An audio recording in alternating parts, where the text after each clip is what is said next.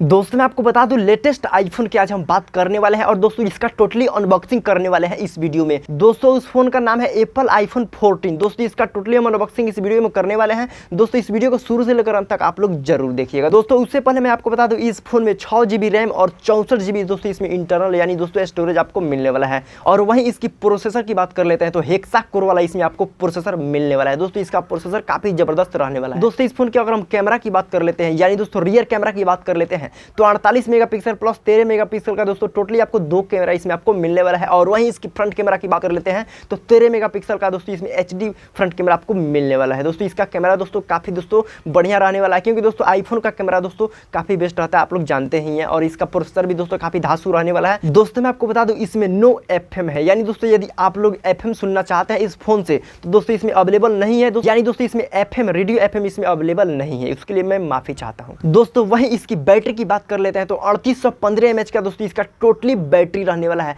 दोस्तों इसका बैटरी कुछ खास नहीं है लेकिन दोस्तों इसका प्राइस काफी खास रहने वाला है इंडियन मार्केट के लिए, यानी दोस्तों हम सब के लिए इसका प्राइस काफी खास रहने वाला है। और दोस्तों मैं आपको बता दूं 3815 mAh की बैटरी को चार्ज करने के लिए दोस्तों आपको फास्ट चार्जिंग आपको मिलने वाला है C टाइप के डाटा केबल के साथ। मैं आपको बता दूं इंडियन मार्केट में ये फोन जल्द ही लॉन्च करने वाला है। दोस्तों अगर ये वीडियो अच्छी लगी होगी तो वीडियो को लाइक जरूर कर दीजिएगा। दोस्तों अगर आप लोग टेक्निकल चेरी पे पहली बार हैं यानी दोस्तों टेक्निकल चेरी पे पहली बार है तो उसे सब्सक्राइब करके नोटिफिकेशन को ऑन कर दीजिएगा। चलिए मिलते हैं अगली वीडियो में न्यू फोन के साथ, तब तक के लिए गुड बाय, टेक केयर, जय हिंद जय भारत।